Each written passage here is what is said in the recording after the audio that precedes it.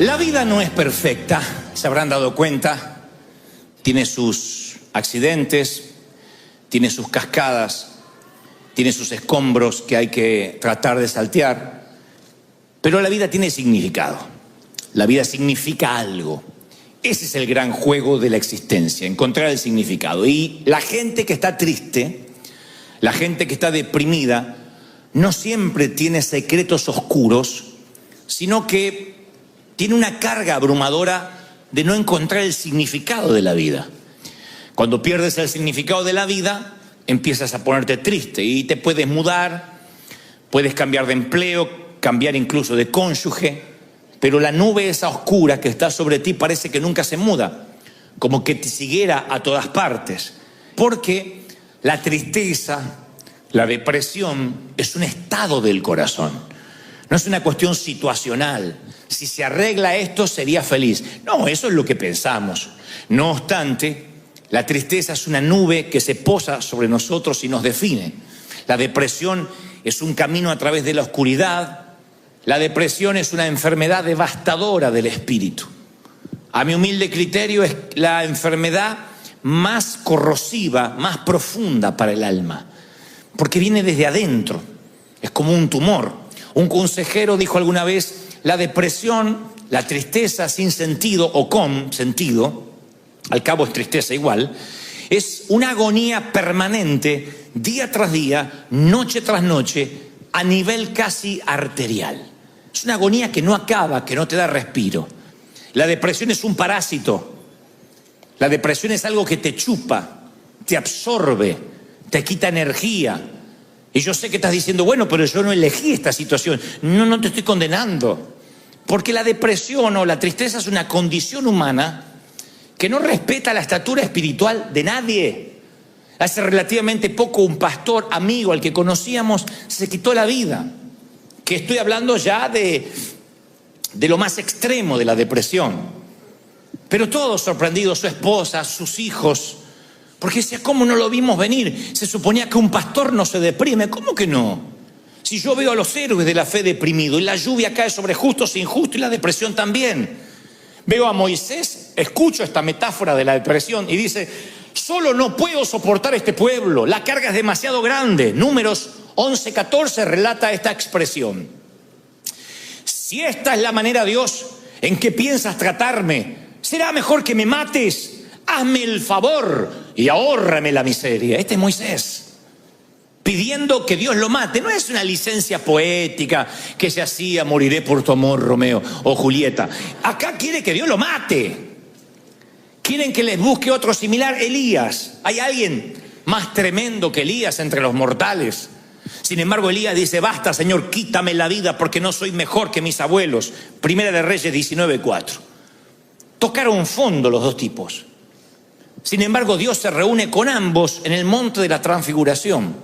Los dos que tocaron fondo, en la melancolía más absoluta, se elevaron a la cima terrenal más alta que un ser humano jamás tuvo: estar a la par del Señor en el monte de la transfiguración. Moisés y Elías. Ahí están los dos potenciales suicidas. Ninguno de ellos se quitó la vida, claro, pero tuvieron ganas de que el Señor los matara, y ahí estaban validando Dios, que eran hombres de Dios, a pesar de la tristeza que atravesaron. Pero no es Moisés ni Elías el mayor ejemplo, sino Job. El libro de Job es toda una calamidad. Si lo leemos desde el primer capítulo, ninguna historia es más conmovedora que lo que se relata en Job. Desde el capítulo 1 y 2 ya nos enteramos que todo lo que poseía fue destruido y se quedó sin familia. Lo único que le quedó al principio es la esposa. Amorosa la chica. Un amor. Le dice: maldice a tu Dios y muérete. Lo instó al suicidio al viejo. Maldice a tu Dios y muérete, le dijo la mujer. Miren qué linda compañera de viaje, ¿eh?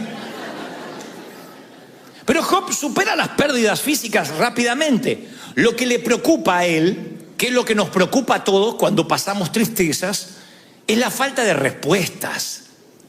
Job era un hombre millonario y supongo que era inteligente y podía hacerse de una fortuna otra vez. Pero no entiende por qué. ¿Por qué perdió todo? Si él no estaba en pecado, si él no metió la pata. A él le molestaba no entender por qué está pasando lo que pasa, como a ti. Ese es el quid de la cuestión. Vamos al meollo de por qué estás triste. Estás triste porque no entienden por qué te pasa lo que te pasa. Dice, ¿por qué Dios no me guió cuando me casé? ¿Por qué Dios no me guió cuando fui a ese empleo? ¿Por qué Dios no me guió cuando me mudé? Desde algo trascendental como compartir la vida con alguien. ¿O por qué Dios no me dijo que esa cafetera se me iba a romper? El difunto pastor Ray Steadman escribió: pocas cosas son más difíciles que soportar el sufrimiento sin sentido. Si uno pudiera ver la razón por la que tenemos que pasar lo que pasamos, lo soportaríamos más fácilmente. Pero los problemas sin sentido son algo corrosivo para nuestro alma. Claro, sin sentido aparente. Cuando no entendemos por qué nos toca una temporada por el hospital. Uno no lo entiende. A ver, capaz que como adulto sí. Pero un niño, ¿hay explicación por la cual ver a un niño sufrir? ¿Qué hizo el niño? ¿Qué tan malo pudo ser para merecer estar confinado a una silla de ruedas, a sueros, a respiración asistida? Entonces uno cuando se pregunta ¿por qué? Y se lo pregunta muchas veces como Job, uno empieza a perder la fe, uno empieza a perder la esperanza. Porque a medida que más se arraiga la tristeza, más se pierde la esperanza. Y sin el ancla de la fe, sin el ancla de la esperanza, es muy difícil revertir la situación. Por eso Job está paralizado y pregunta más de 6 veces en un capítulo: ¿por qué? ¿Por qué? El Señor Jesús pregunta a su Padre: ¿por qué me has abandonado? Y ni Job ni Jesús en ese momento reciben respuesta. El Hijo de Dios no recibe respuesta del Padre: ¿por qué me has desamparado? Job no las recibe en todo el libro, Dios no le responde por qué. Y por lo que veo, nunca lo supo. Y no está mal preguntar por qué. El problema es pensar que nos merecemos, que Dios nos debe una respuesta. Porque ahí es cuando cerramos nuestro corazón hacia Dios. Cuando ya no es una pregunta, sino una exigencia al Creador. Y decimos, Dios me debe una respuesta, Dios exige una respuesta. No somos quién para exigir respuesta, Dios es Dios. Dios sabe que no va a permitir más carga en ti que la que puedes soportar. Él no te va a dar más carga de la que tú puedas resistir. ¿Están conmigo, sí o no? Muy bien. Vamos entonces a las causas. Primero le voy a dar la patología y después la terapia para que se lleven a casa y vayan a la farmacia más cercana a reclamar el medicamento que les voy a recetar hoy. Pero vamos a las causas, porque alguno está pensando, pero yo tengo depresión o no. Bueno, vamos a las causas. Hay causas que son situacionales. O sea, esto es sencillo. Hay un vínculo muy fuerte entre lo que nos pasa y lo que sentimos. O sea, si te está yendo mal, vas a pasar momentos de tristeza y se te respeta. Si ves que el saldo del banco es muy inferior a las cuentas que tienes sobre la mesa, no vas a celebrar. No voy a pretender, sonríe, ¡ja, ja! Te llevan preso, aleluya. Ve con gozo a Collection, no pasa eso. Uno se entristece, ¿no? Uno choca el auto. ¿Quién choca el auto y dice, ¡ja, ja! ¡Bendecido! ¿Quién? A menos que estés entiquelado, te entristeces. Y dice, no, aunque lo pague el seguro, te entristeces. Ahora, esa tristeza puede ser crónica, puede ser momentánea o puede ser el detonante de una tristeza que después no se va. Esas son situaciones, causas situacionales. Una situación pudo haberte metido en un valle de sombra. Tú dices, sí, la verdad que sí, ahora que lo pienso fue aquella situación, aquella muerte, aquella noticia. A veces lo que te pone triste son causas físicas, lo que te deprime. Vieron que yo siempre hablo de lo que es somatizar. La somatización es que cuando tu alma se duele, el físico lo refleja. Lo dicen los médicos. Dicen, este cáncer es porque sus defensas bajaron. Las defensas cuando bajan, el sistema inmune es atacado por cualquier otra enfermedad. No tienes defensas naturales. Entonces dicen somatizó, se enfermó. Pero exactamente al revés es igual. Cuando, por ejemplo, estás luchando con una enfermedad por mucho tiempo, dependes de insulina, dependes de medicamento, de diálisis, eso empieza a deprimirte. Hay gente que está triste porque está fatigado de estar enfermo. Entonces es muy probable que esto no sea una causa situacional, sino una causa física lo que te deprime. Después hay causas satánicas, claro que sí, diabólicas. Satanás ataca a Job de dos maneras: destruye la familia, las posesiones, y le llena de llagas todo su cuerpo. Ahora, ¿cuál es el blanco de Satanás? ¿Ponerle una lepra a Job? No. El blanco de Satanás es que Job empiece a dudar de la bondad de Dios. Cuando hay un ataque diabólico, lo que busca Satanás es que pierda la esperanza. Que diga, yo ya no estoy fundado en Cristo. Esto me está pasando porque Dios no me ama. Ahí valió la lepra. Pero si con lepra, si perdiendo la casa, si con crisis sigue diciendo, yo no sé cómo voy a salir de esto, pero Dios es fiel y me va a sacar. Satanás no tiene objetivo, no tiene el blanco, no lo logra. Así que tu depresión puede ser por situaciones comunes, puede ser porque estés enfermo, puede ser por un ataque diabólico o porque Dios lo permitió. ¿Permite Dios que suframos? Bueno, hay un autor que dice, a veces Dios acuesta a sus hijos en la oscuridad. Dios permite el sufrimiento. Te voy a decir algo que no te va a gustar escuchar, sí. Pero nunca cede el control, nunca. Nunca te dará más carga de la que sabe que podrías llevar. Pero la Biblia me muestra que Dios sí, a veces permite el sufrimiento para enseñarte lo que le enseñó a Job, que Dios sigue estando a cargo aunque no veas una luz al final. Lo que pasa es que cuando uno pasa por el valle cree que está en el infierno. No, está en medio de picos elevados. Dijo alguien alguna vez que según lo alto de una ola será lo profundo de la depresión luego. Se llaman bajones, lo viven los artistas, lo viven aquellos que están ante un gentío, un público, y después tienen que quedarse con su propia soledad. Y también lo viven los hombres de Dios, que a veces están en el pico más alto como Elías y después están deprimidos.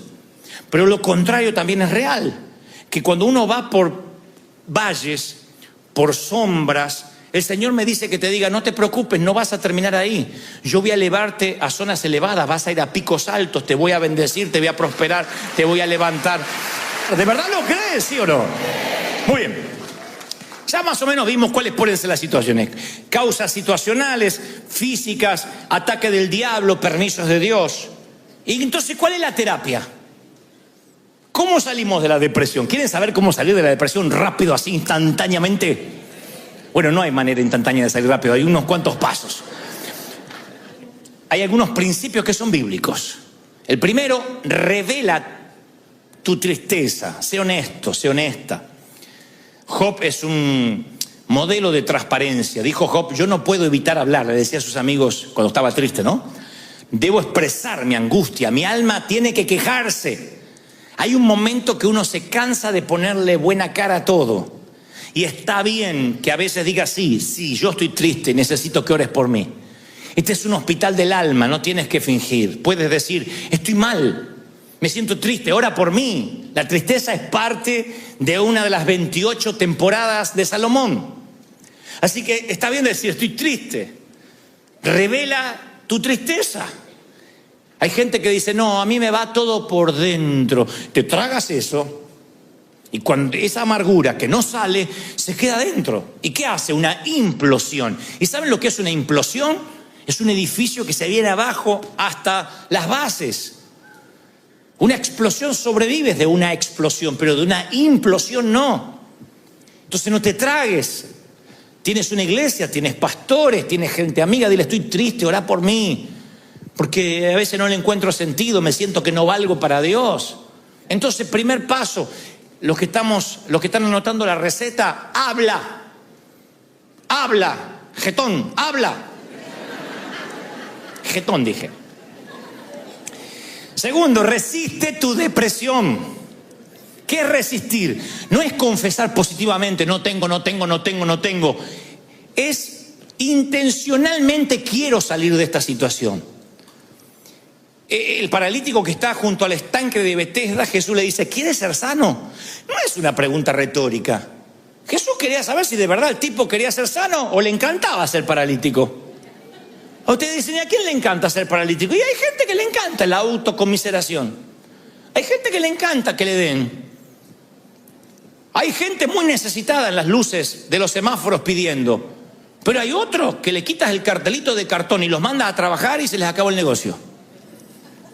Porque les encanta que le den, ganan más dándole que yendo a trabajar. Y hay gente que disfruta la tristeza. Le encanta dar lástima y decir, no, es que yo me encanta estar así, me encanta que oren por mí. Y ponen cara de borrego a punto de degollar y dice, oren por mí, estoy mal. Pero no estaba feliz, sí, pero se me fue la felicidad. ¿Quieres ser sano? ¿Quieren ser libres, sí o no? Pues una decisión. Uno tiene que decir, sí, yo quiero estar bien. Yo quiero estar sano, yo no quiero psicopatear a nadie. Porque algunos lo toman como el modo normal de vivir, un modo triste, no pueden sonreír. Porque dicen, ya me acostumbré a vivir así. Y el Señor dice, resístete, cambia la cara. Y algunos dicen, no, es que yo estoy alegre, pero no lo demuestro. Bueno, conecta las dos cosas, conecta un cablecito con la cara, porque no puede estar triste, alegre el corazón y la cara estar así.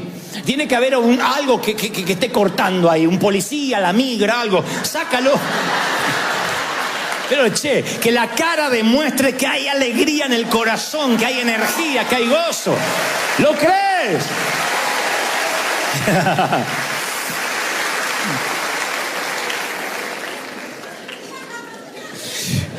Al lo opuesto a la depresión, el doctor psiquiatra, el famoso Karl Menninger, dijo, quien está triste, yo le recomiendo que cierre su casa con llave, vaya al otro lado de la ciudad, busque a alguien necesitado y haga algo por esa persona.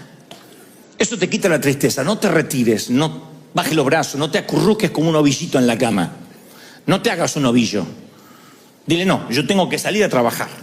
No dejes que el cómo te sientas controle tu estado de ánimo. Nunca dejes que la manera que te sientes te controle. Porque cuando pones al volante de tu automóvil tu emoción, la manera en que te sientas, eso va a dirigir tu vida.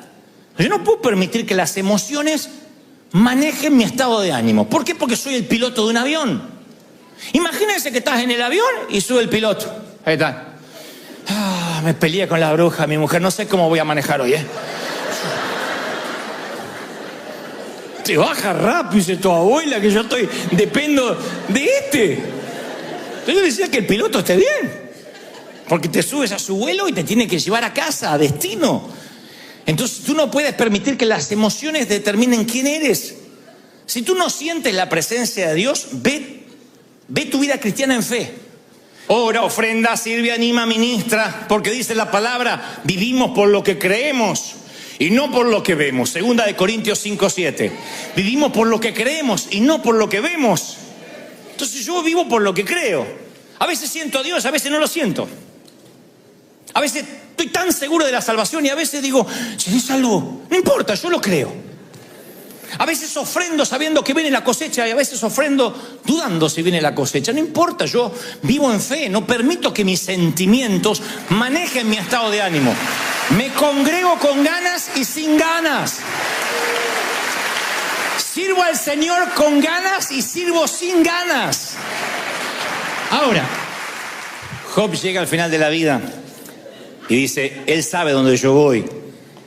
Y cuando me ponga a prueba saldré tan puro como el oro. No necesitaba saber por qué. Él necesitaba saber de quién se trataba la vida. Que se trataba de Dios, no de él. Y termina diciendo aquellas palabras: de oídas te había oído, mas ahora mis ojos te ven. Solamente me habían hablado de ti. Miren, un hombre que adoraba a Dios, un hombre que era santo.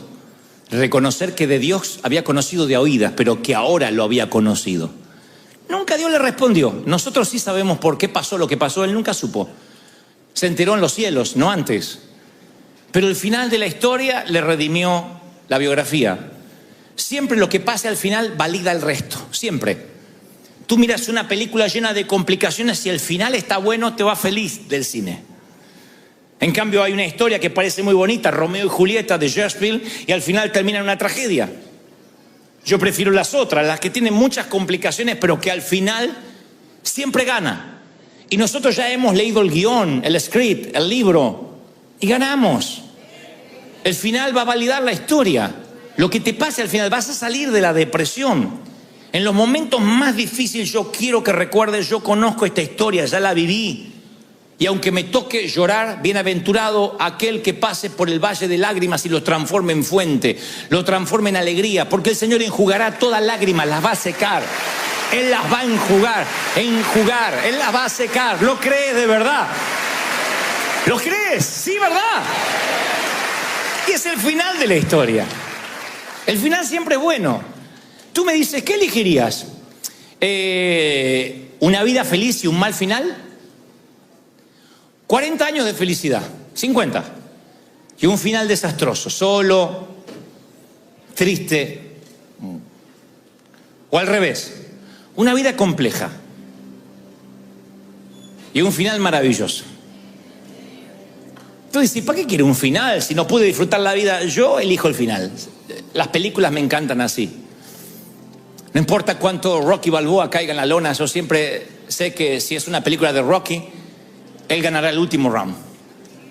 Y eso es lo que valida el resto de la historia. Y a lo mejor no te fue bien en el amor, pero al final encuentras a esa persona. Capaz que no te puede dar hijos porque ya estás en tus... ¿Cómo decirlo? En la edad de la nostalgia. Pero valdrá la pena. Lo valdrá. Yo decía en el servicio anterior, piensa en un cuadro mental, un sitio, un lugar. Un lugar que te gustaría estar. Puede ser bonito, puede ser un lugar de tu infancia, puede ser un sitio en Europa, puede ser junto al Mediterráneo, en el Pacífico, al Atlántico, si te gusta el mar, en una cabaña en el hotel, la cima, en el valle, en una casita, en una renta, donde sea, pero un lugar, piensa en un lugar. Ahora ponle un clima. Si te gusta el verano, el invierno, la primavera, ponle un clima alrededor. Hay los que dicen, me gustaría el romance de la nieve o la lluvia sobre el tejado, y otros dicen, no, me encanta el verano, los pájaros trinando. No sé, imagina un sitio y luego le pones un clima. Ahora que tienes el sitio y el clima, coloca caras allí, personas o una. Y estate allí con esa persona, a lo mejor con tus hijos. Y una vez que tengas las personas, porque el hogar nunca es un sitio geográfico, es quién. Una vez que tengas a quienes, tengas el clima y el sitio, grábatelo. Escríbelo en las tablas de tu corazón, átala a tu cuello, porque ese será tu final. Ese es tu destino, ese será tu puerto deseado. Vas a llegar ahí. Y cuando te sientas en estados depresivos, piensa en ese sitio y que tarde o temprano Dios te lo va a dar, sino aquí en el cielo. Pero Dios te va a dar ese sitio de paz, de tranquilidad. David decía, me trasladaría como las aves a lo más alto de los riscos. No buscaba un lugar pedregoso, seco y árido, sino un sitio que para él representaba paz. Busca un sitio que represente paz y déjate llevar, tranquilo. Confía en el Señor, confía en que las cosas van a salir bien, que vas a llegar a destino. Terminaré con una historia real. Hace muchos años estábamos en Australia y yo no sé nadar y me metí en el mar simplemente para tratar de flotar un poco. Cuando vi que flotaba, cerré los ojos y dije, no hay nada mejor que tostarse al sol nadando en el océano de Australia. Cuando abrí los ojos, hasta los canguros me quedaban lejos. Estaba metros de distancia de la orilla. Y dije, ¡wow! Y me enderecé y no hacía pie.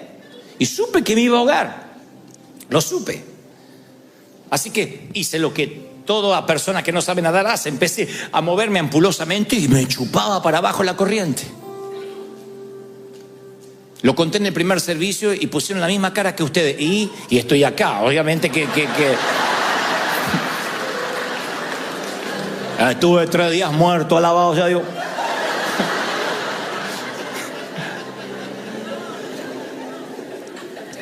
En un momento clamé al Señor, de verdad. Dije, Señor, ayúdame, ayúdame. Y la respuesta fue sencilla, pero básicamente me ayudó para el resto de mi vida. Quieto. Yo sentí el Espíritu Santo diciéndome, quieto, relájate. Y fue lo que hice, no podía hacer nada. Si me iba a ahogar, no iba a ahogarme braceando o haciendo esfuerzo, desgastando mi energía. Así que me quedé quieto. Y la marea, poco a poco, me fue llevando de vuelta a la costa hasta que volví a hacer pie. No olvidaré nunca más esa sensación. La marea simplemente me fue llevando, fue maravilloso. Me llevó hacia la arena.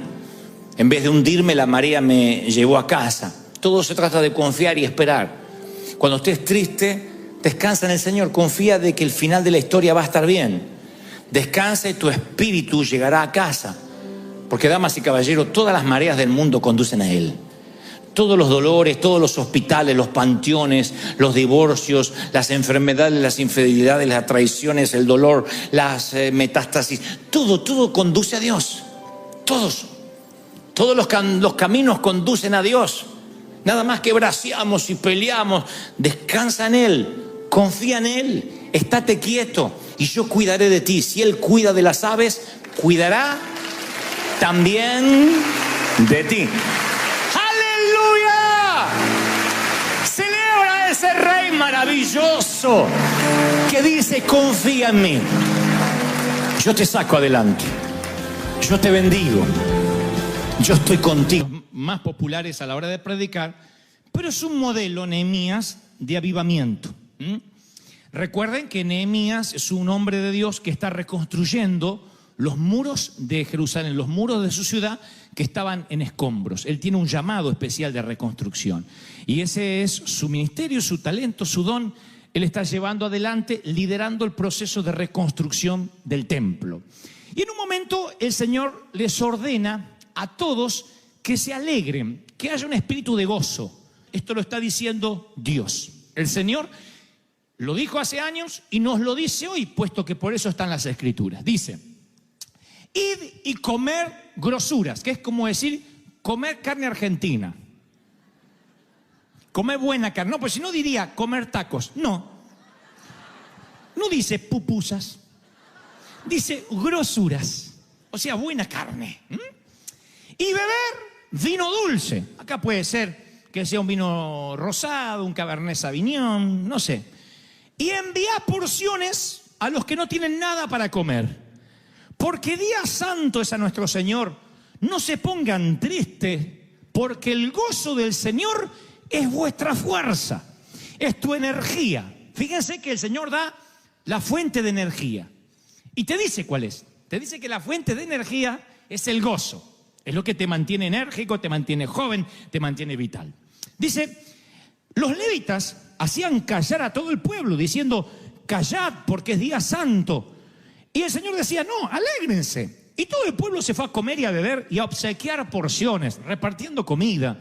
Y a gozar de grande alegría, porque habían entendido la palabra que les habían enseñado. Yo leía esto ayer y decía, Señor, ¿qué es lo que me quieres decir? Aparte de la carne argentina que Dios siempre nos habla, ¿no? Y el Señor me decía, nota las órdenes que yo di a mi pueblo. Una de ellas es, comed, bebed, alegraos, dale al que no tiene de comer.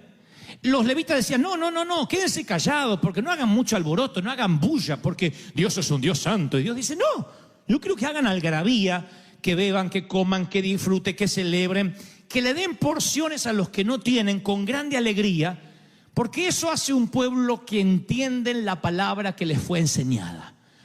Luego, la Biblia narra que había otro gozo en el pueblo, y era el pueblo que celebraba alrededor del becerro de oro.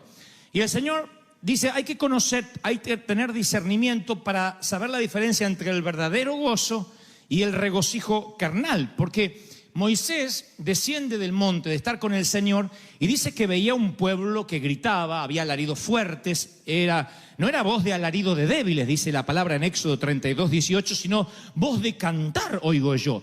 Y Moisés dice, estarán celebrando al Señor, y cuando baja de la montaña, él ve el grito de la idolatría, ve un mover que no es genuino. Y la palabra dice que hay una diferencia entre el mover carnal, cuando uno está en derredor de un becerro de oro, y el mover del espíritu, cuando uno dice, no, yo entendí la palabra. Y tú dices, entonces, ¿cómo sé si mi alegría es genuina o mi alegría puede ser carnal, natural? Y este es el secreto. Yo quiero hablarles durante poquitos instantes lo que yo considero la felicidad de no tener nada. Es una felicidad típica, porque la felicidad siempre la relacionamos con que Dios nos bendiga, con que Dios nos dé, con que Dios nos provea. Pero hay una felicidad que uno obtiene no teniendo nada. Cuando pasas por la materia, por la estación de la vida, de alegrarte, de tener felicidad cuando no tienes nada, ese es el método para saber si tu felicidad es genuina y proviene de Dios o no. ¿Están siguiendo hasta ahí, sí o no? Cuando Dios decide que entren a la tierra prometida, a Dios le viene un conflicto, no un conflicto, pero le viene un debate, supongo, celestial. Dice, si los bendigo y les doy la tierra que les prometí, que fluye leche y miel, lo más probable es que este pueblo olvide de donde yo lo saqué. Ustedes dirán, bueno, es que Israel era un pueblo cabezón, era un pueblo duro, necio. No, así somos los seres humanos. Tan pronto Dios nos sana, tan pronto Dios nos bendice, la alegría con el correr de los días se nos empieza a ir. Porque solo alguien que olió la muerte tiene un gozo que después no se le va. Solo alguien que estuvo en las puertas del infierno en cuanto a enfermedad, en cuanto a un accidente, a una crisis, tiene un gozo extra que antes no tenía. Y ya no se preocupa por bobadas, no se preocupa por tonterías, porque realmente sabe lo que importa en la vida. ¿Soy claro o no? Entonces, Dios dice, si yo le doy a Israel lo que les prometo todo el tiempo, lo más probable es que se olviden de dónde yo lo saqué, que pierdan ese gozo y que tengan nada más que un gozo carnal. Si hay leche, si hay miel, si hay vino, si hay carne argentina, celebramos. El día que no hay, no celebramos. Y entonces Dios tiene un método. Dice, esto es lo que van a hacer. Oigan, dice en Nehemías, por eso decía que Nehemías es un modelo de avivamiento. Presten mucha atención porque esto es magnífico. Dice, al día siguiente se reunieron las cabezas de las familias y Esdras, el escriba, para entender la palabra, la palabra de la ley.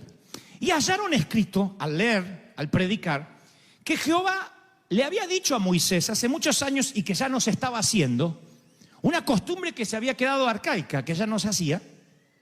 Dice que Dios había mandado a Moisés que los hijos de Israel habitaran por 7 días en tabernáculos, en tiendas. Y dice la Biblia en Nehemías 8:17, y hubo una alegría muy grande. Dios le dijo, salgan de sus hipotecas, de sus apartamentos, salgan de sus casas, vengan a vivir 7 días en las tiendas, no para siempre, eran 7 días. Durante 7 días van a tener que vivir en las tiendas, como vivían sus abuelos o sus papás en el desierto. 7 días vayan a vivir a la terraza. En otras palabras, si hoy lo hiciéramos, diríamos a nuestros hijos, a ver, para no olvidarnos de dónde venimos, de los países pobres donde la mayoría venimos, los inmigrantes, para no olvidarnos lo que sufrieron nuestros padres, hijos, desconexión total de lo electrónico por 7 días. Sin celular, sin iPad, sin tablet, sin televisión, sin Netflix, nada. 7 días desconectado, sal de la recámara. ¿Y dónde voy a dormir? En ese colchón, en el terrado, en ese colchón, bajo la tienda, bajo las ramas.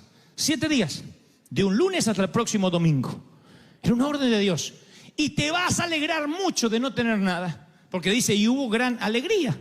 7 días viviendo únicamente conectado con el Señor. Saliendo de la enramada, mirando el cielo y diciendo, todo lo que tenemos somos advenedizos, como dijo David. Somos extranjeros, somos mayordomo, no tenemos nada. Yo viví esa experiencia muchas veces en mi vida de encontrarme sin nada.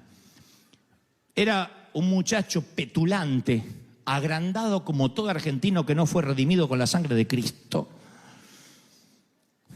Era el gerente más joven de una compañía y me sentía el dueño del mundo, el tapón del océano, la última Coca-Cola del desierto. Y un día, ¡pac!, me despiden, me acusan injustamente y yo sentí que me quedé bajo una enramada, que no tenía nada, que mi futuro, que todo lo que yo tenía planificado se desmoronó. En muchas ocasiones me sentí así, donde dije, Señor, ¿y ahora qué? Y siempre pensé que cuando a uno le pasan esas cosas que te arruinan, se te arruina el crédito, que te cierran la cuenta bancaria, que te dicen que tienes que abandonar tu casa, siempre pensé que esas son las pruebas y las luchas, la cual merece que estés triste. ¿Cómo no voy a estar triste si estoy por perder mi casa, decimos? ¿Y cómo que celebre? ¿De dónde voy a tener fuerzas para celebrar si me dijeron que tengo cáncer? ¿Dónde voy a sacar fuerza para alegrarme si me quedé sin nada? Como decían los abuelos de antes, una mano atrás y una adelante. Nada. ¿Cómo voy a alegrarme si estoy viviendo en una habitación prestada, en un garage, en el estudio de alguien más y tengo que compartir el baño? No me digan que celebre. Sin embargo, el Señor dice, y te alegrarás por no tener nada, por vivir en posadas. No eran 7 días de tristeza, eran 7 días de júbilo y alegría. Y os regocijaréis delante de Dios por 7 días. Levítico 23:40. 7 días celebrarás de no tener nada. Celebrarás fiesta solemne a Dios en el lugar que Dios te da. Porque así te bendijo Jehová en todos los frutos y en la obra de tus manos. Y dice Deuteronomio 16:15. Y estarás verdaderamente alegre.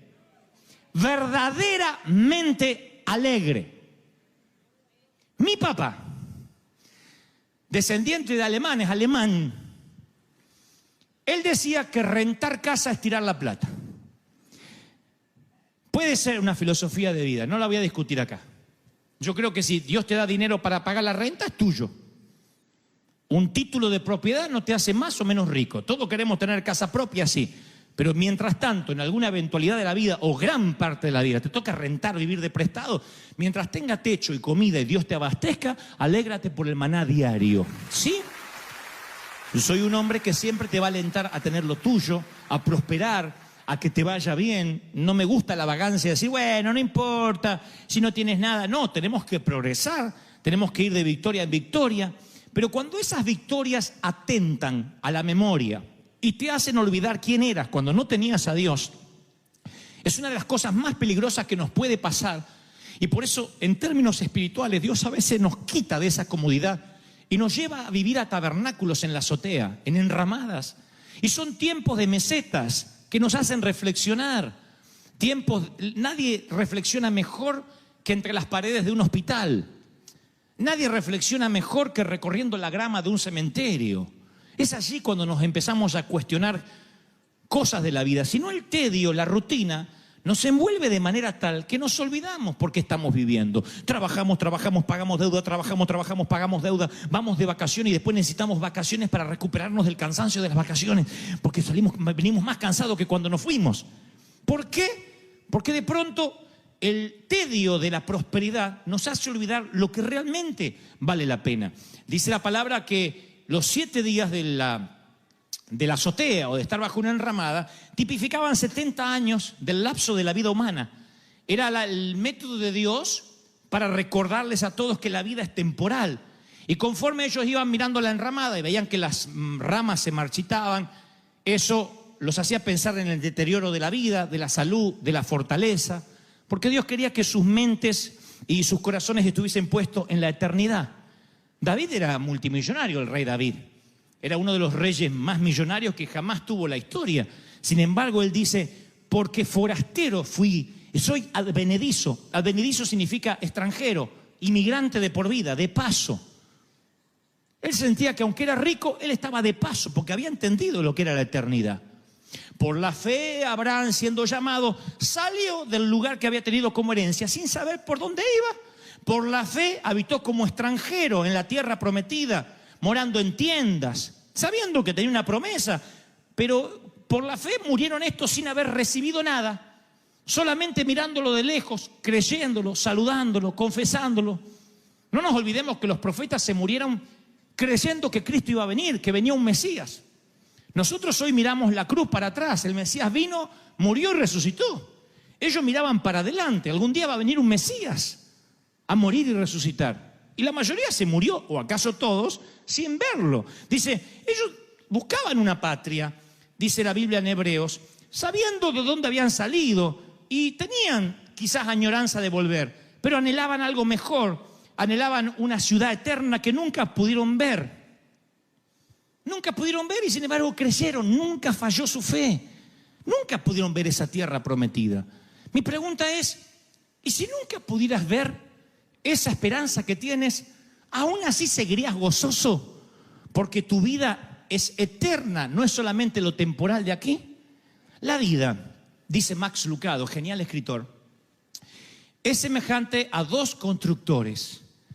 Un constructor niño que construye castillos de arena con su palita roja y su balde azul en la playa, y otro constructor adulto que construye a base de hipotecas, planos, arquitectura.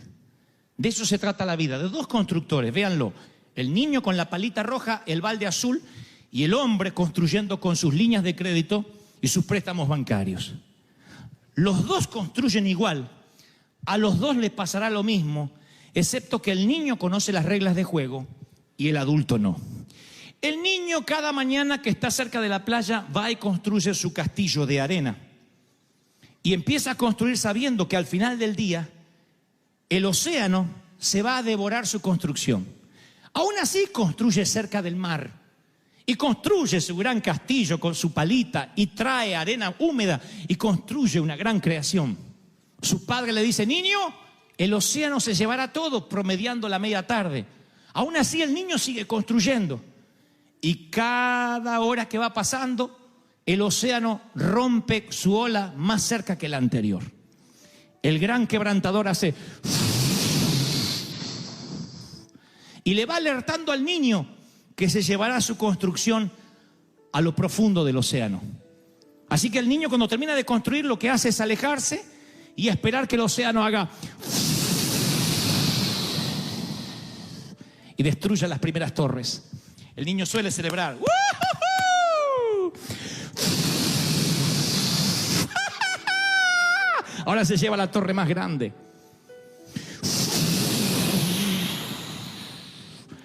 Finalmente el gran océano se lleva todo lo que al niño le tardó 5 o 6 horas, toda una mañana. ¿Qué hace el niño? Toma el baldecito azul, la palita roja, la mano de su papá, celebra y regresa a casa. ¿Qué hace el adulto? Construye casas, hipotecas, compra autos.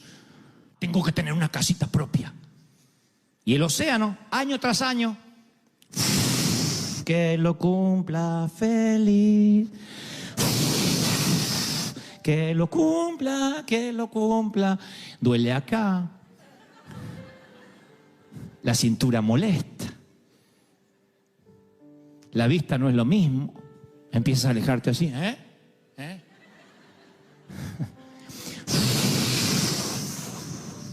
La vejez nunca llega sin avisar. La vejez es digna. Avisa año tras año y te dice, el océano se llevará todo lo que estás construyendo. Y eso no es para deprimirte. Eso es para saber que nada te pertenece. ¿Qué hace el adulto cuando finalmente el océano hace... Señor, tiene cáncer? Queda con puñados de arena mojada, maldiciendo el océano. ¿Por qué? Porque no sabía la regla de juego. Porque como el niño debiste haber aprendido que el océano se llevará todo lo que construyas. Eso es la vida. ¿Qué es la vida? Como neblina que aparece por la mañana y se disipa por la tarde. Eso es la vida, la hierba que crece y luego desaparece. Esto yo lo hablo en los funerales, porque hay un montón de gente que me mira como diciendo, ¿por qué a mí? ¿Por qué a él? ¿Por qué a nosotros? Habiendo tanta gente, ¿por qué hoy estamos en un funeral? Y yo les explico, nunca nadie te dijo que serías eterno en esta tierra. Desde que naces es un camino hacia la tumba. Entonces, si nos hacemos torpes, insisto, y nos olvidamos lo que tenemos, que es la vida, que es el día a día, ¿qué hace el Señor para que nuestra memoria no sea tan frágil? dice, de tanto en tanto vas a vivir en la azotea 7 días. Tal vez no sean 7 días, tal vez llevas 3 meses endeudado. Tal vez lleves 1 año que no puedes salir de ese pozo. Tal vez lleve 2 años y a veces decimos, Satanás me está atacando. ¿No será que Dios permite algunas cosas para refrescarte la memoria y no te olvides que su orden es? Y cuando no tengas nada, alégrate, pero regocíjate en serio, porque yo soy el Dios que te proveyó. Te provee y te va a proveer. Alguien tiene que decir amén. Y si Dios te mandara a vivir en chozas por 7 días, por 2 meses, porque Él sabe el peligro que se encuentran sus hijos cuando son siempre bendecidos. Él sabe que si nos consiente mucho, nos seducimos por el mundo y nos olvidamos de dónde Dios nos sacó. Hay un cántico de Moisés que predice la apostasía del pueblo de Dios una vez que prospera. Dice, pero el pueblo de Dios engordó. Está hablando en términos metafóricos, nadie se sienta mal. Y tiró patadas, coces, y se volvió incontrolable. Engordaste, dice una versión, te cubriste de grasa, Israel, y abandonaste a Dios y menospreciaste la roca de la salvación. Deuteronomio 32:15. Qué feo cuando Dios dice, te llenaste de grasa y te olvidaste del Dios que te mataba el hambre en el desierto. ¿Y saben qué hizo Dios con Israel? Nunca les entregó el título de propiedad. Nunca. Dice, porque Dios le promete a Israel darle la tierra de Canaán, pero nunca le entregó la titularidad. Se los prestó. Porque le dice Dios en Levítico 25:23, una de las leyes, la tierra no se venderá nunca, porque mía es. Vosotros sois extranjeros y forasteros. Solamente podían vender la cosecha. Dios dijo, la tierra es mía. Qué increíble. No sé si ustedes habrían prestado atención a esto, pero digo, qué increíble que Dios le promete una tierra que fluye leche y miel y finalmente llega a la conclusión, dice, ustedes no la van a vender nunca porque la tierra es mía. Esa promesa, creo, esa palabra, ese mandamiento no ha cambiado hoy. Dios dice, yo te voy a dar una compañía, pero la compañía es mía. Yo te voy a dar un matrimonio, pero el matrimonio es mío. Yo te voy a dar hijos, pero los hijos son míos. Entonces el Señor me dice que te diga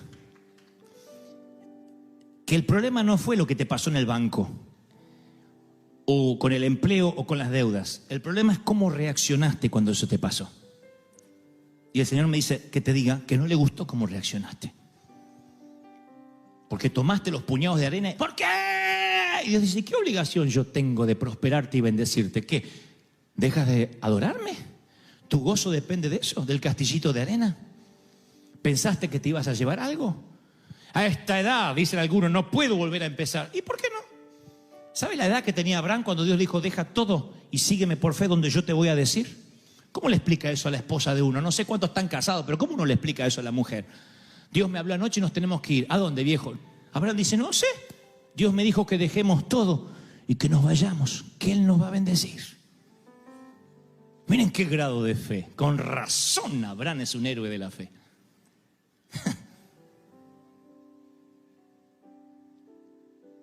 El problema no es la enfermedad, el problema es cómo reaccionaste a la enfermedad. La tristeza que te agarró. Dios dice, ¿no confiabas en mí? Sí, pero yo estaba sano, Señor. Y bueno, ¿no confías en mí? Jesús lloró. Uno de los versículos casi más cortos de toda la Escritura. Jesús lloró. ¿Cuándo? Cuando ve las hermanas de Lázaro que dice, si hubieses estado aquí, mi hermano no habría muerto. Siempre me pregunté si Jesús lloraba por su amigo, ¿por qué lloraría por alguien que sabe que va a resucitar en los próximos minutos? Yo me alegraría, diría, ¡ja, ja, tranquilo, va a resucitar! Llora porque no puede creer que estas muchachas que convivieron con él, que él les contó de los milagros, ahora están dudando. Ahora están diciendo, si hubiese estado aquí, maldiciendo con los puñados de arena. Jesús lloró. Jesús llora cuando ve tu incredulidad. Dice, sigue confiando en mí. A pesar del diagnóstico, a pesar de la crisis, a pesar de lo que dicen los médicos, confía en mí y agradece, regocíjate con la carta de desalojo. No esperes la carta de reivindicación. Oh, perdón, nos confundimos con usted para salir a celebrar, porque eso es adoración en la orilla incorrecta. El pueblo de Israel celebró al Señor una vez que cruzó el Mar Rojo. Y Dios le dijo a Moisés, no me gustó esa canción. Debieron haber cantado cuando el faraón estaba detrás. Debieron haberme alabado en fe. La alabanza en fe siempre alegra más al Señor que la alabanza una vez que te bendijo. Entonces yo creo que el Señor, mal valga el ejemplo, digo, cuando Él ve que te alegras igual, cuando dice yo me voy a contentar igual, no tengo, pero me voy a alegrar con lo que Dios me dio. Bueno, no puedo cambiarme la ropa todos los días. Bueno, no puedo comer lo que quisiera comer, pero vamos a alegrarnos igual. No hay regalo para los chicos en esta Navidad, pero aunque sea, vamos a poner, no sé, una galletita, algo chiquitito, simbólico, y los niños se alegran igual, en vez de decir, y mi iPad, en vez de decir eso. Si tu hijo se empieza a comportar miserablemente así, y te dice, papá, ya salió el nuevo iPhone y no lo tengo, tienes urgentemente que desconectarlo mínimamente 7 días y mandarlo a la azotea a que se acuerde de dónde viene, a dónde va. Veo a los padres diciendo, ¿viste? Pero es verdad, es hora de desconectarlos, porque a veces creemos por derecho aquello que tenemos que tener como providencia, como bendición. ¿Me estás siguiendo, sí o no? Desde respirar, desde levantarte, desde tomarte un café, desde desayunar, ya es extra. Es algo que no te merecías y Dios te lo da. Si además de eso, Dios te da el placer de amar, el placer de soñar, de tener esperanza. Yo creo que somos personas privilegiadas. No debería haber ningún triste, por lo menos en River Church jamás. Porque que yo vea a todos, la mayoría de ustedes, creo, están respirando, ¿sí o no? Y si alguien ya no respira, avísenme que lo sacamos rápido. Pero todos están respirando. Eso es un privilegio, el tener pulmones, el respirar. ¿Qué va a pasar el año que viene? No sé, porque la tierra es de Dios y somos mayordomos de Él. Y le podré dejar un legado a mis hijos y vamos a trabajar duro. Pero si no se puede, no se puede. Hay de los que empezarán con nada, hay de los que empezarán con mucho esfuerzo, hay de los que lo perderán todo y volverán a empezar una y otra vez. Y sabrán de que hay que construir un ladrillo a la vez. Con cada huracán que la vida te sorprenda, te levantas a la mañana. ¿Y cómo hago ahora que se me cayó la casa? Un ladrillo a la vez, como hiciste toda la vida. Así somos los hispanos. Y el libro de Job es el epítome del dolor. Es un hombre que pierde su familia en una catástrofe, pierde su riqueza, su salud. Pero lo peor, un día se transforma en un hombre que pierde la esperanza. Él no está confinado en una silla de ruedas, ni está conectado a sueros intravenosos, pero sí tiene lepra. Sus amigos lo maldicen, su esposa le dice, maldice a tu Dios y muérete. Se queda absolutamente solo y aislado del mundo, derrotado. Y en las circunstancias más calamitosas hay un hilo delgado de alegría que se lee en el libro de Job. Y esto es lo que determinó lo que Dios me dijo que te dijera esta tarde. Job dijo, me regocijo con un dolor inquebrantable. ¿Cómo uno se va a regocijar con un dolor? Si estás con un dolor inquebrantable, no te regocijas. Posiblemente el dolor más fuerte que yo he tenido no ha sido cuando me corté 2 dedos de la mano. El dolor más fuerte ha sido piedras en el riñón. Los que han sufrido piedras saben lo que estoy hablando. En la vesícula, en el riñón, es horrible. Y yo he estado predicando así. Son esos días que mis patitas estaban así como de ranita y ustedes no sabían por qué. Dios le bendiga, hacía yo, Dios le bendiga. Y eran las piedras hace unos años. Yo no me regocijaba. Regocíjate en las piedras con alegría. Y es que tu abuela, yo no tengo piedras. Voy a otra versión y Job dice, salto de alegría con un dolor implacable. Salta de alegría con un dolor implacable. Está diciendo el dolor no perdona, no me da tregua y yo salto de alegría. Digo, este tipo está desquiciado además de leproso. Dice otra versión, la nueva versión internacional. Me regocijaré sin dolor a causa del dolor. Yo tuve que leer eso varias veces. Me regocijaré sin dolor a causa del dolor. Yo digo, ¿qué es lo que intenta decir Job en este hilo delgado de alegría? La palabra hebrea, para definir esa palabra alegría, aparece solo una vez en las Escrituras, esa palabra que Job usa, y habla de una alegría extraña. No es una alegría que niega la realidad, es una alegría que simplemente está diciendo, estoy bailando sobre la decepción. A pesar de tener todo a mi favor para poder estar triste y deprimido, yo voy a decir, no hay dolor, no hay dolor, no hay dolor. Y voy a continuar. Eso es lo que Job intenta decir. Así que le digo, Señor, revélame qué más dice las Escrituras respecto a esta alegría en medio del dolor, porque sé lo que ustedes sienten cuando un pastor te dice, hermano, el Espíritu Santo te va a consolar porque tu padre falleció, tu madre ya no está, vamos, fortalécete. Tú dices, sí, yo sé, pero ¿qué hago con el dolor? Y el luto se te instala en lo más profundo de tu corazón. La decepción, la traición, la muerte. De pronto, como un intruso, aparece en nuestras vidas y nos causa tanto dolor que no hay palabras que nos puedan levantar. Job está viviendo esa situación y aún así dice que logra regocijarse. ¿Ustedes recuerdan a José? Estuvo 17 años de sufrimiento, vendido por sus hermanos, y a José ese dolor le valió un posgrado de empatía. Porque cuando él estaba en la cárcel, él que era un adolescente, por lo que leo en las Escrituras, vistiendo una ropa cara, el mimado del papi, 17 años después está en la cárcel y tiene empatía y ve el dolor en un prisionero que está abatido, y eventualmente ese dolor que ve en el prisionero que está con él salvaría a 2 naciones. El dolor es el mejor profesor de teología que jamás puedas conocer. Es un entrenador de la vida. Cuando te dueles, identificas en qué necesitas crecer, qué necesitas sanar.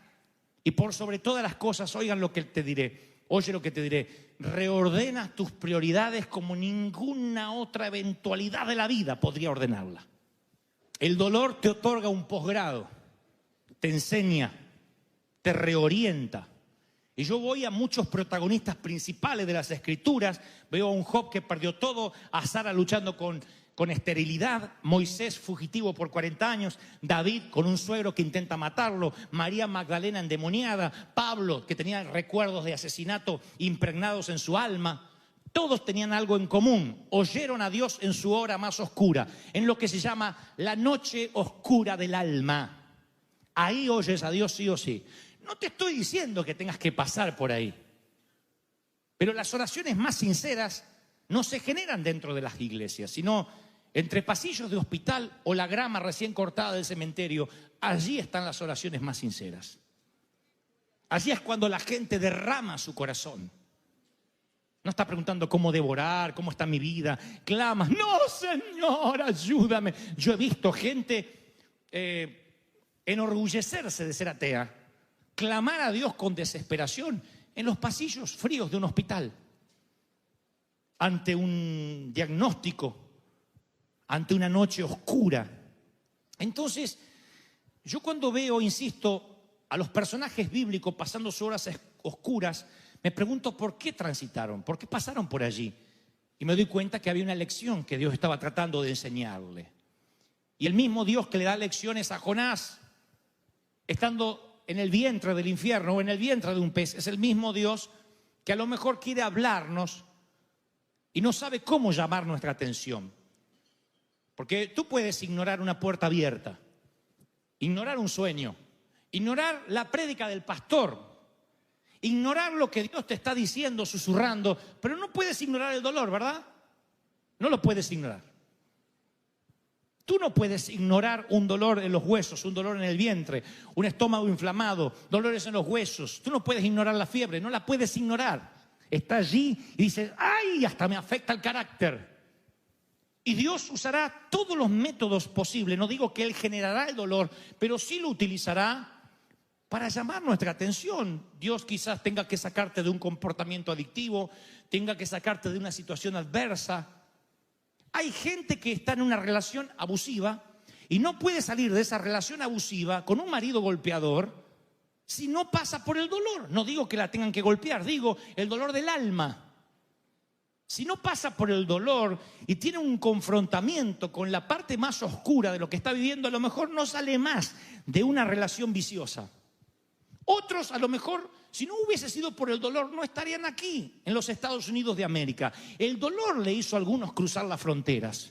el hambre, la necesidad, un futuro mejor, escapar de la inseguridad, lo que sea. Pero en algún momento de la vida el dolor fue un catalizador. Fue aquello que nos llevó a un nuevo nivel, porque sentimos que teníamos que hacer algo. Sentimos, palabras a las cuales los religiosos le tienen fobia. No, yo no siento, eso es de la carne. Estamos hechos de cuerpo, alma y espíritu. Acá no hay espíritus sentados. Tenemos todo cuerpo. Y sentimos. Cuando Dios te da el placer de sentir, es un regalo que incluye placer como dolor. Vas a sentir. Amar duele. Predicar duele, lleva sacrificio. El dar duele. Hay muchas cosas que duelen. ¿Quién nos dijo que la vida no duele? La vida duele, crecer duele. El bullying duele. Yo muchas veces he dicho, Señor, hazme de un carácter más fuerte, haz que pueda soportar. ¿Qué hace Dios? Manda más gente que me ataque, para que me haga fuerte. Si tú le dices al Señor, Señor, ayúdame a sanar mi estima, va a mandarte gente que te haga bullying, aunque tengas 30, 40 años. Que te ignore, que te dé vuelta la cara, que te insulte, que hable mal de ti, porque tú lo pediste, hazme fuerte. Y para que Dios te haga fuerte, no te quita la adversidad, la aumenta. Entonces, tu manera para resistir y que tu carácter se empiece a formar en Dios es justamente catalizándola a través del dolor. No se habla mucho esto en las congregaciones porque pensamos que esto afloja a la gente, la desinfla. Yo pienso diametralmente opuesto, yo pienso que alienta. Porque ahora mismo estás pensando, yo pensé que era el único menso que sufría, pero mira todos los que hay acá conmigo, incluyendo a Dante. Todo el mundo ha sufrido, todo el mundo le duele y se puede salir adelante. Alguien tiene que decir, ese es mi Dios. ¡Aleluya! El versículo más corto, uno de los más cortos de las Escrituras es Jesús lloró. Así que yo veo un Cristo familiarizado con el dolor. Ahora, he aquí lo que yo quiero transmitirte de parte de Dios. Pablo, dice el apóstol, yo he aprendido a contentarme. No se olviden esta palabra, aprendió a ser feliz. Yo no sabía que la felicidad era una habilidad aprendida. Yo pensé que la felicidad era una situación. Él dice, sé vivir humildemente, sé tener abundancia. ¿Cómo se vive? ¿Cómo es que sabe vivir humildemente? Si eres humilde, vives y se acabó. Yo no sé si sabía vivir en pobreza. Yo sabía que nosotros comíamos salteado.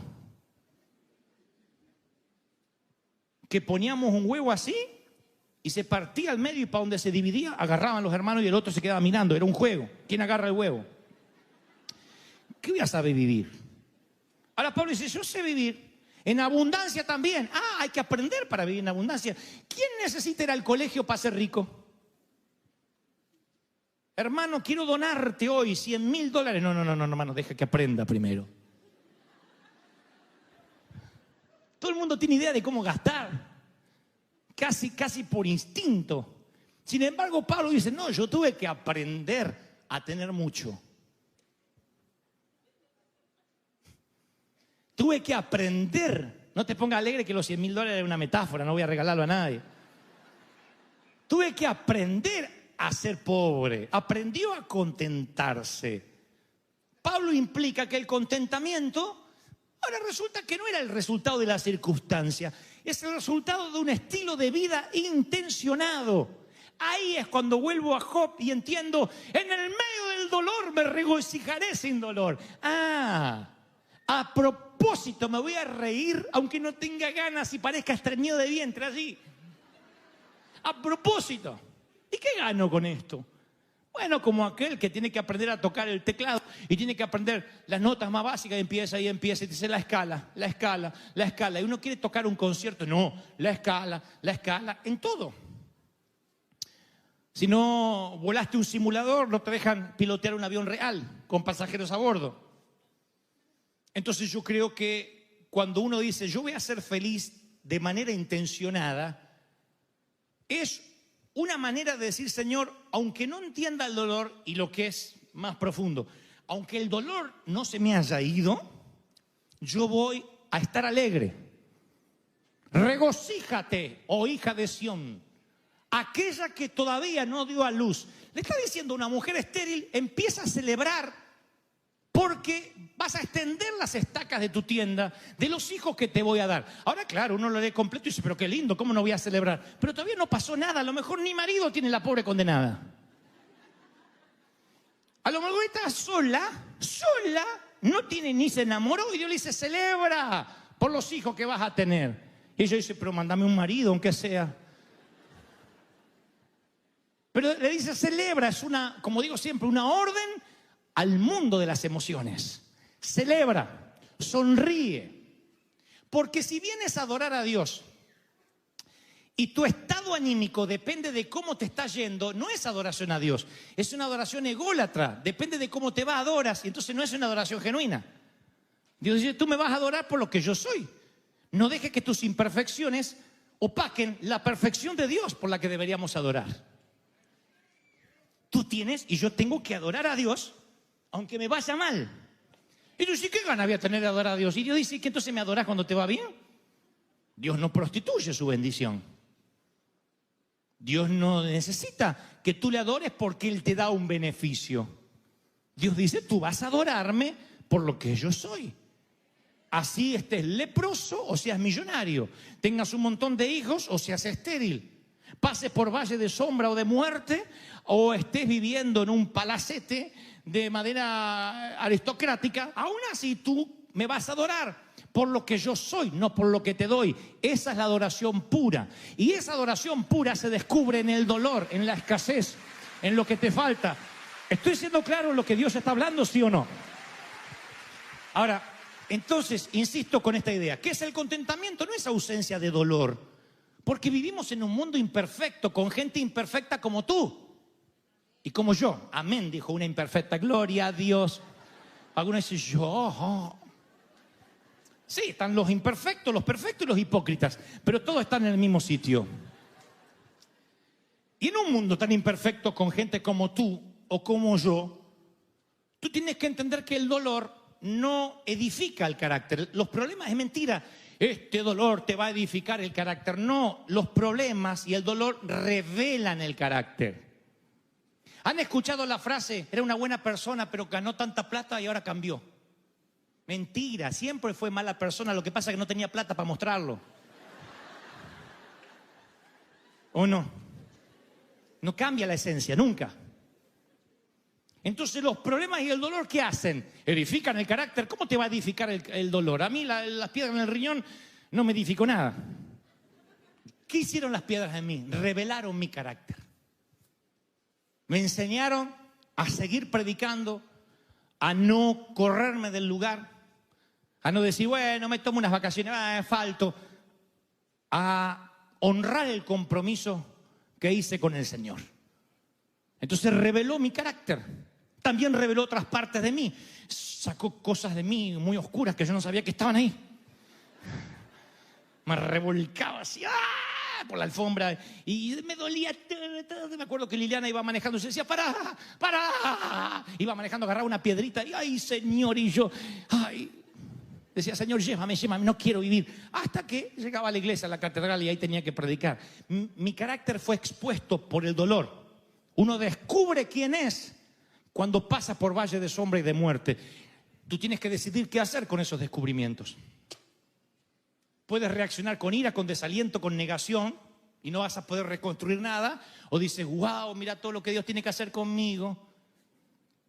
Hace unos años atrás, varios, yo venía manejando y me había propuesto usar el recorrido que yo tenía desde Buenos Aires hasta casa, hasta el lugar donde trabajaba, que era un seminario bíblico, que era largo, me agarraba unos trancones en el tránsito, escuchar prédicas, y si no tenía ganas de escuchar mensajes, alabanza, adoración. Y un día se me cruza un camión así, y tenía esas piedritas que hacen de relleno, y una hace tin, tin, tin, tin, ping, y me parte el parabrisas. ¿Vieron Hulk cuando le sale así los músculos verdes? Salió un gusano de dentro mío. Empecé a perseguir al camionero, no sé para qué, como los perros que siguen las ruedas, después no saben qué hacer. Pero empecé a seguir al camionero. Y me para al lado y dije, ¡me rompí! Y me hace...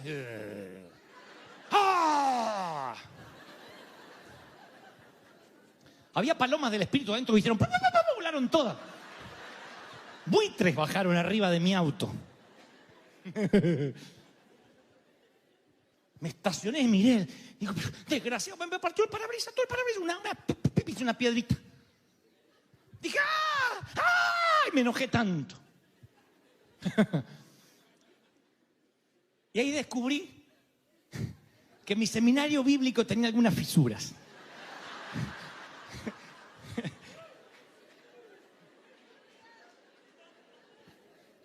¿Cuándo se revela el carácter? En situaciones extremas. No cuando todo va bien. Entonces uno tiene que aprender del dolor a ver quiénes somos nosotros en el dolor, cómo reaccionamos. Eso es lo que dice Pablo. Tuve que aprender a vivir en escasez, en abundancia. Pablo le escribiría luego a la iglesia de Tesalónica y le diría, den gracias por todo. Y uno dice, bueno, sí, yo doy gracias por todo. No, pues yo no di gracias por el camionero, yo lo quería matar.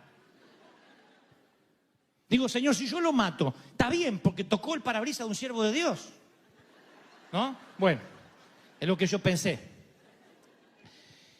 Den gracias en todo porque la voluntad de Dios en Cristo Jesús es para con todos ustedes. Pablo está diciendo, no le den gracias a Dios por los regalos perfectos, también por los regalos imperfectos que llegan sin invitación, por las piedras en los parabrisas, por las piedras en los riñones o las piedras donde te toque. ¿Recuerda los hijos imperfectos que tienes? Ay, mira todos los que tienen hijos perfectos, Dios mío.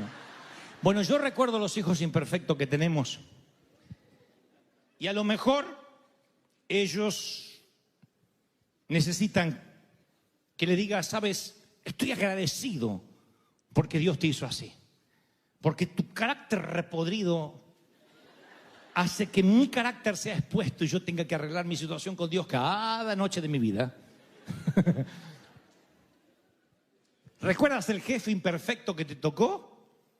Tal vez ese jefe te está mostrando de que no tienes tanta paciencia como crees que tienes.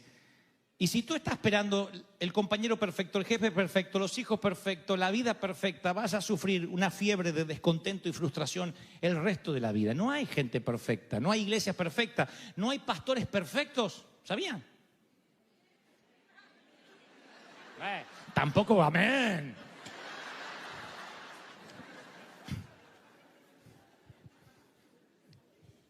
La felicidad y el contentamiento es una actitud de vida. Y Pablo dijo, tú tienes que alegrarte por todo. Y tú dices, bueno, pero Pablo no sabe en el matrimonio en el que estoy. Pablo no sabía el niño que me tocó. Pablo no sabe que yo paso por dolores crónicos. ¿Qué sabe Pablo de mi sufrimiento? Todo lo que Pablo escribió, posiblemente lo hizo entre cadenas. Eran los tiempos que él tenía de sosiego para decir, voy a escribir cartas porque no me queda otra cosa. Estoy preso y en cadenas. Pablo no era un aristócrata que se iba a una cabaña frente al océano a escribir un libro, ¿eh? Y Pablo dijo, no os afanéis, porque el Señor dijo, no os afanéis diciendo qué comeremos, qué beberemos, qué vestiremos. Esto lo dice el Señor Jesucristo. Porque vuestro Padre sabe que tenéis necesidad de todas estas cosas. Busquen primeramente el reino de Dios y todo lo demás será añadido. Jesús dice, como Pablo, el contentamiento es el producto de una vida enfocada en Dios.